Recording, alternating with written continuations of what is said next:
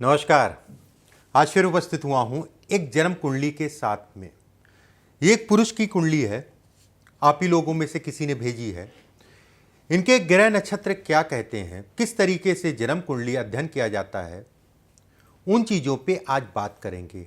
हम और आप मिलके जन्म कुंडली का विश्लेषण करेंगे, देखेंगे क्या स्थितियाँ, किस तरीके से नौकरी या व्यवसाय में सफलता या कितनी सफलता या व्यक्ति का पास कितना धन रहेगा, कई चीज़ों पे इस वीडियो में चर्चा करेंगे। सबसे पहले इनकी डेट ऑफ बर्थ मैं बोल दे रहा हूँ, आप भी अपने पास जन्म कुंडली इनकी खोल लीजिए। 15/9/1977, समय अगर कहा जाए दोपहर में 12:14, शिवपुरी MP का जन्म है। एक एक करके इनके प्रश्नों को लेंगे और जन्म कुंडली पे लगाएंगे। ठीक है, आपकी भी प्रैक्टिस होगी, आपको भी कुछ नया सीखने को मिलेगा और आप और हम मिलके जो है इसका अध्ययन करेंगे। देखिए, पहला प्रश्न आपने पूछा है, आचार्य जी मेरे ग्रह कैसे हैं। चलिए सबसे पहले ग्रह देखा जाए इनके कैसे हैं। देखिए, वृश्चिक लगन है, लगन का स्वामी अगर कहा जाए मंगल गुरु के साथ, आद्रा नक्षत्र अगर कहा जाए राहु का नक्षत्र है, देवगुरु बृहस्पति मंगल और गुरु के साथ। ऐसे में ये कहा जाएगा कि मंगल लगन का मालिक है, मंगल गुरु के साथ है, उस हिसाब से मंगल को दोष नहीं लगेगा अष्टम का।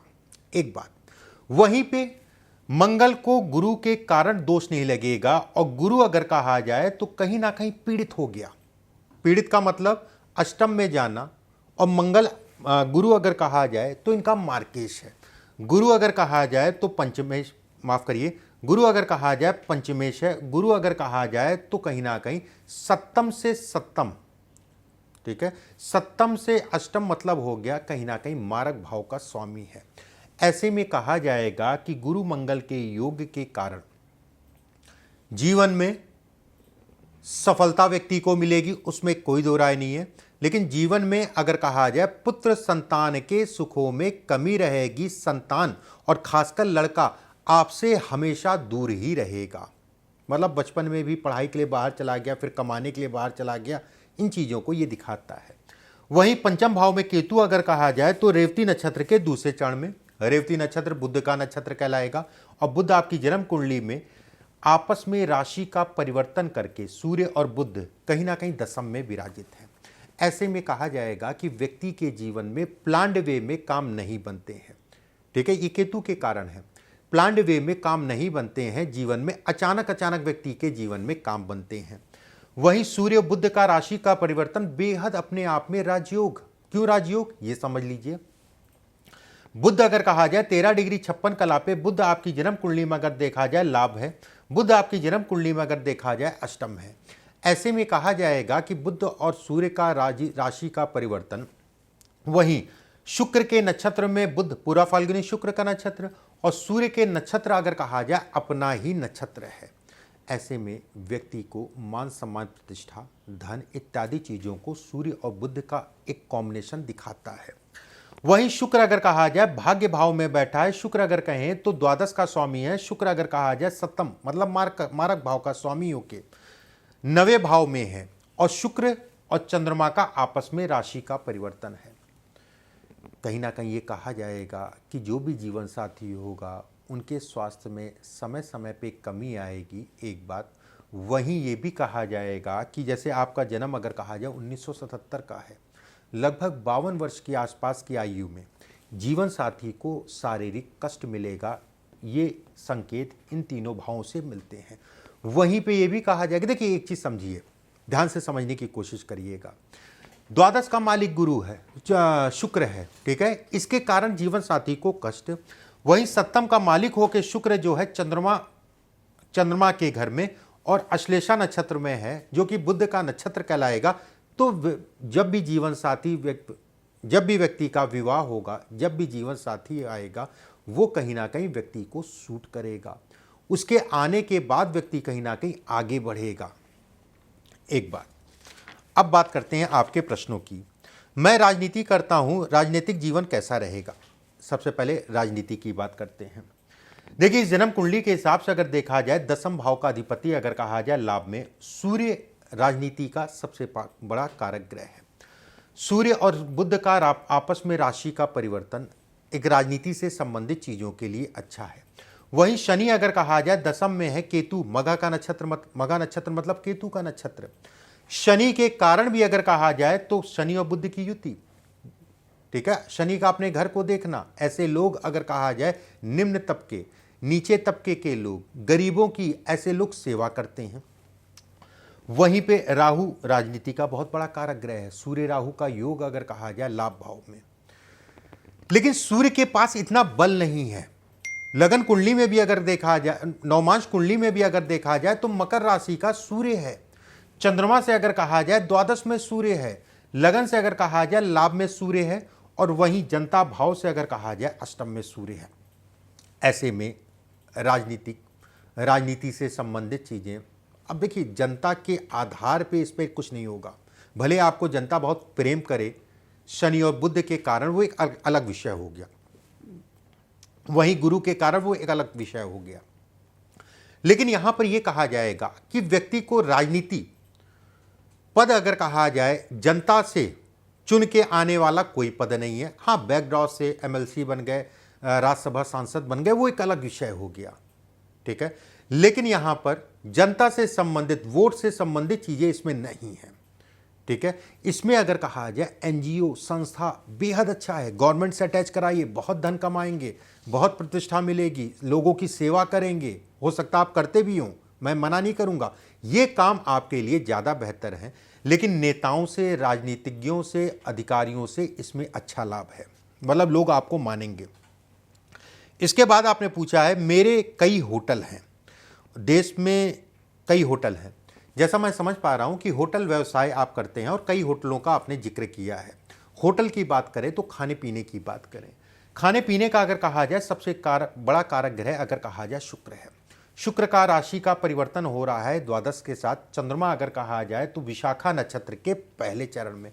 विशाखा नक्षत्र अगर कहा जाए गुरु का नक्षत्र है और गुरु चंद्रमा से दृष्ट है। ऐसे में व्यक्ति जो है होटल का काम कर सकता है। चंद्रमा भी कहीं ना कहीं खाने पीने, फूड से संबंधित चीज़ों को दिखाता है। वहीं अगर कहा जाए राहु के कारण भी कहीं ना कहीं व्यक्ति जो है खाने पीने से संबंधित चीज़ों में आगे बढ़ता है, जैसे बार हो गया, शराब हो गई, इत्यादि चीज़ों का व्यक्ति जो है लाभ उठाता है। आजकल होता है रेस्टोरेंट के साथ में बार भी होता है, शराब पीने की जगह भी होती है। आपके लिए खाने पीने से संबंधित काम अच्छा है। एक बात इसमें आपने ये लिखा है कि देश में, मुझे साफ साफ दिखाई दे रहा है कि व्यक्ति जो है कहीं ना कहीं विदेशों में भी होटल खोलेगा और खासकर वो चलेंगे। उसमें भी अगर कहा जाए तो तुला राशि है, राशि का अधिपति अगर कहा जाए शुक्र है, ठीक है, शुक्र है। केतु अगर कहा जाए विदेश का, राहु केतु अगर कहा जाए विदेश के सबसे बड़े कारक ग्रह हैं।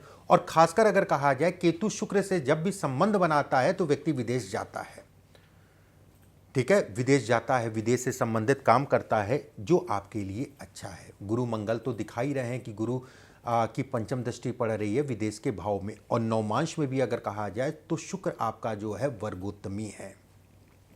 इसके बाद आपने पूछा है मेरी सभी काम बिजनेस अच्छे चल रहे हैं, मेरे सभी व्यवसाय अगर कहा जाए, बिजनेस अगर कहा जाए तो अच्छा चल रहा है। ये बेहद अच्छी चीज़ है। बहुत सारे ऐसे, ज़्यादातर मैं 90 से 99% कहूँगा कि जन्म कुंडली व्यक्ति तभी दिखाता है जब पीड़ा होती है, जब समस्याएं होती हैं, जब नुकसान खा जाता है। और जब तक अच्छा चल रहा होता है तब तक तो लगता है अरे ये सब बेकार है, जन्म कुंडली से कुछ नहीं है, ये सब बेकार है। असली जन्म कुंडली दिखाना या असली ज्योतिष का फ़ायदा वही है कि कब आपका समय खराब होगा, पहले से आप सतर्क रहिए, ठीक है, पहले से आप सतर्क रहिए। ये सबसे बड़ा फ़ायदा है जन्म कुंडली का या ज्योतिषी का। अच्छा सवाल लिखा है कि बिजनेस कब तक आपका चीज़ें चलेंगी। देखिए इस समय पे अगर कहा जाए बुध की महादशा मौजूदा समय पे चल रही है और बुध में इस समय पे अगर कहा जाए गुरु का अंतर चल रहा है। बुध अगर कहीं केंद्र में है, गुरु अगर कहा जाए अष्टम में है। जैसा मैंने कहा कि राहु के नक्षत्र आर्द्रा नक्षत्र राहु का नक्षत्र और पूरा फाल्गुनी नक्षत्र अगर कहा जाए शुक्र का नक्षत्र। गोचर में अगर कहा जाए तो चतुर्थ भाव में इस समय पे शनि का गोचर है, तो डरने वाली बात नहीं। इस समय पे कुछ नए काम आप करेंगे, नए कामों की तरफ आप बढ़ेंगे। चंद्रमा से पंचम में, लगन से अगर कहा जाए चतुर्थ में। ये समय आपके काम को बढ़ाने का है, 2027 तक का जो है अगर कहा जाए तो ये प्लेटफॉर्म आपको तेजी से आपके काम को बढ़ाएगा। 2028 और 29 नुकसान होगा, पैसा फंसेगा, पैसा मरेगा, ठीक है, वो समय का ध्यान रखिएगा, वो समय आपके लिए नुकसानदायक होगा 27 और 28। अभी अगले 5 साल का पीरियड आंख बंद करके जो है इन्वेस्टमेंट करिए, क्योंकि ये समय मुझे दिख रहा है कहीं ना कहीं व्यक्ति जो है इस समय पे अपने काम को बढ़ाएगा और सही दिशा में बढ़ेगा। देश या विदेश से संबंधित कार्यों के लिए भी ये समय अच्छा है, ये समय आप जो है इस दिशा में बढ़ सकते हैं। जीवन में कभी भी अगर आपको मौका मिले तो एक बार जो है जमीन के नीचे की चीज़ों का काम करके देखिएगा। खदानें जो होती हैं, पहाड़ होते हैं, माइल्स का जो काम होता है उसका काम करके देखिएगा, अतः आपको तरक्की मिलेगी। इसके बाद आपने पूछा मेरे आगे का समय कैसा रहेगा। मैंने बताया आपको 2028 तक का पीरियड आपके लिए अच्छा है। 2027, 27, 28 और 29 का पीरियड थोड़ा सावधानी रखिएगा, उसके बाद कोई दिक्कत वाली बात नहीं है। रही धन वाली बात, तो ऐसे लोग अगर कहा जाए बुढ़ापा, भाग्य मतलब बुढ़ापा, भाग्य का स्वामी अगर कहा जाए द्वादश में, दोनों का राशि का परिवर्तन, बुढ़ापा कहीं ना कहीं कष्ट में बीतेगा। स्वास्थ्य को लेके एक बात, शुगर बेहद परेशान करेगी, और खासकर अगर कहा जाए वो आयु अगर कहें तो 58-59 वर्ष की आसपास की आयु से स्टार्ट होगा। लेकिन व्यक्ति जो है ताह जिंदगी धन कमाएगा, उसमें कोई दो राय नहीं, जब तक धरती पे है तब तक धन कमाएगा। आयु अगर कहा जाए इसमें पूर्ण आयु है, ठीक है, इसमें पूर्ण आयु है, इसमें अगर कहा जाए आयु का कोई दोष नहीं है। इसके बाद आपने पूछा है स्वास्थ्य के बारे में, मैंने बताया कर्ज कभी परेशान नहीं करेगा। किसी ने बताया था कि कर्ज आपको जमीन पे ले आएगा। अच्छा, चलो ये अच्छा विषय है कि आपको किसी ने बताया था कि कर्ज जमीन पे ले आएगा, मतलब कोई जोशी आपको बोला होगा। देखिए किस आधार पे बोला होगा ये समझ लीजिए। छठे भाव का स्वामी मंगल है, मंगल का गुरु के साथ द्वादश में जाना, इतना कह देने से ही कहीं ना कहीं व्यक्ति जो है कर्ज से पीड़ित नहीं होता है या जमीन पे नहीं आता है, ठीक है, कि करोड़ों की संपत्ति थी आप जमीन पे आ गए, ऐसा कुछ नहीं है। क्या कटाव है ये समझिए। मंगल और गुरु अगर कहा जाए तो अष्टम में है, कर्ज का स्वामी अगर कहें तो कर्ज भाव से चतुर्थ भाव कहीं ना कहीं कर्ज को दिखाता है। कर्ज भाव से चतुर्थ भाव अगर कहा जाए लाभ है, लाभ भाव का स्वामी अगर कहा जाए बुध है, और बुध अगर कहें तो कहीं ना कहीं राशि का परिवर्तन करके बैठा है। ऐसे में कहा जाएगा कि कर्ज के भाव से, ठीक है, कर्ज भाव के स्वामी से चतुर्थ भाव में अगर कहा जाए तो कहीं ना कहीं कर्म और इच्छाओं की पूर्ति, दोनों का आपस में राशि का परिवर्तन होना व्यक्ति को कर्ज से संबंधित चीज़ों में थोड़ा सा कभी परेशान कर दिया, लेकिन आपको टूटने नहीं देगा, ठीक है, ऐसा कुछ नहीं है। आपके काम कर्ज से संबंधित चीज़ें आराम से स्मूथनेस में चलते रहेंगे। कहीं ऐसा कोई योग नहीं है कि आप जमीन पे आके गिरेंगे। देखिए जीवन में उतार चढ़ाव जीवन का हिस्सा है, लेकिन ऐसा कुछ नहीं है कि 10 फीट की छत से आप जो है नीचे गिर गए। हाँ, ये हो सकता है एक जीना नीचे आए, फिर 2 जीना ऊपर चढ़ गए, 2 जीना नीचे आए, फिर 1 जीना ऊपर चढ़ गए। ये उतार चढ़ाव होता है जीवन में। आपकी जन्म कुंडली में ऐसा कोई योग नहीं है कि आप जो है छत से नीचे गिरे, ऐसा कुछ नहीं है। चाहे कई इसमें योग है, समय ज़्यादा लग जाएगा। एक मोटा सा योग मैंने आपको बता दिया, कई ऐसी चीज़ें हैं जो ये दिखाती हैं कि व्यक्ति जीवन में नहीं गिरेगा। चतुर्थ भाव, छठा भाव, कर्ज का भाव, छठे भाव से छठा भाव अगर कहा जाए तो लाभ है, जो मैंने बताया आपको। मंगल से कर्ज का मालिक है, मंगल की जब कुंडली बनाएंगे तो द्वितीय भाव में शुक्र आएगा कर्क राशि में। कैसे आप कर्ज में जो है अपने आप को बर्बाद कर लेंगे, ऐसा संभव ही नहीं है। वही नवमांश में अगर कहा जाए तो मंगल शनि की राशि में, और शनि अगर लगन कुंडली में देखा जाए तो कहीं ना कहीं बली अवस्था में जो है आपका दसम भाव में है, अच्छे नक्षत्र में है, मित्र के साथ है, ठीक है। यहाँ पर तृतीय का स्वामी है, चतुर्थ का स्वामी है, मार्केश कहलाता है, अष्टम से अष्टम कहलाता है, लेकिन ये आपके धन के लिए मार्केश नहीं है। पिता का सुख इस जन्म कुंडली में नहीं है। व्यक्ति जब बच्चा पैदा हुआ होगा उससे 12 साल के अंदर अगर कहा जाए पिता को मृत्यु तुल्य कष्ट मिला होगा, हो सकता है उस समय पे बच गए हों तो परमात्मा का आशीर्वाद है। वहां पर शनि मार्केश है, बात समझिएगा। तृतीय का स्वामी और चतुर्थ का स्वामी होके शनि बुध के साथ है। बुध अगर कहा जाए अष्टम का मालिक होके दशम में है। धन के लिए, काम के लिए, सुखों के लिए ये मार्केश नहीं है। इसके बाद आपने पूछा है, किसी ने बताया था, ये आपका अंतिम प्रश्न है। बाकी आपकी जन्म कुंडली में शनि बुध की युति अगर कहा जाए धन के दृष्टिकोण से बहुत अच्छी कहलाएगी। मंगल अगर कहा जाए सूर्य और गुरु के साथ बैठा है, कहीं ना कहीं आपके जीवन में धन बरकरार रखेगा। मंगल की पंचम दृष्टि अगर कहा जाए सूर्य राहु पे पड़ेगी तो व्यक्ति के जीवन में कुछ ऐसी प्रॉपर्टियां होंगी जो 1 रुपए में खरीदी थी और 1000 रुपए में बिक रही हैं, और कुछ ऐसी प्रॉपर्टी भी होंगी मंगल पे राहु की दृष्टि पड़ने के कारण जो विवादित हो जाएंगी। सूर्य पे दृष्टि पड़ेगी तो 1 से 10, और वहीं मंगल पे राहु की दृष्टि पड़ेगी तो कहीं ना कहीं विवाद से संबंधित चीजें। वहीं मंगल अगर कहा जाए तो तृतीय भाव को देखेगा। ऐसे लोग बड़े साहसी होते हैं, शरीर का मालिक है मंगल, और अब कहीं ना कहीं शनि की राशि को देखेगा, और शनि अगर कहा जाए दशम में है। अपने साहस से, अपनी बुद्धि से, अपने बल से जो है व्यक्ति बड़े बड़े निर्णय ले लेता है, और ऐसे लोग साहसी होते हैं।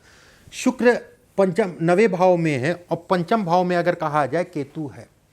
ऐसे लोगों को राय देने वाले बहुत होते हैं, और जेन्यून राय देने वाले, जिसे कहा जाएगा कि केतु से पंचम में शुक्र का होना, ऐसे लोगों की एक टीम होती है। टीम वर्क में ऐसे लोग काम करते हैं। जीवन में अकेले कभी नहीं रहते हैं। कहीं ना कहीं कोई ना कोई रास्ता, कितना भी खराब समय हो, ऐसे लोगों को रास्ता दिखाने वाले जो है समय से मिल जाते हैं। और मैनेजमेंट से संबंधित चीज़ों में सूर्य केतु और सूर्य का आमने सामने होना, शुक्र का संबंध होना, दृष्टि संबंध होना, और कहीं ना कहीं जो है पंचम भाव, 9वें भाव और लाभ का दशम के साथ संबंध बनना, ऐसे लोग अपने जीवन में अरबों खरबों रुपए कमाते हैं। यहाँ करोड़ों की बात नहीं है। ऐसे लोग अरबोपति होते हैं। जीवन बहुत बड़ा होता है, और जीवन अच्छा होता है, और सभी प्रकार के सुख होते हैं। वैवाहिक जीवन में जीवन साथी थोड़ा सा स्वास्थ्य से संबंधित चीज़ों में पीड़ा को भी ये इंगित करता है। कुछ चीज़ें मैंने इनके बारे में बताई, इनके प्रश्न जो थे, उम्मीद करता हूँ आप लोगों ने भी अनुभव किया होगा, समझा होगा। जो भी चीज़ें मैंने बताई उसको जो है सीखा भी होगा। अगले वीडियो में फिर आप सभी से मुलाकात होगी। ईश्वर आप सभी को स्वस्थ रखे, सुरक्षित रखे। अभी के लिए बस इतना ही। नमस्कार।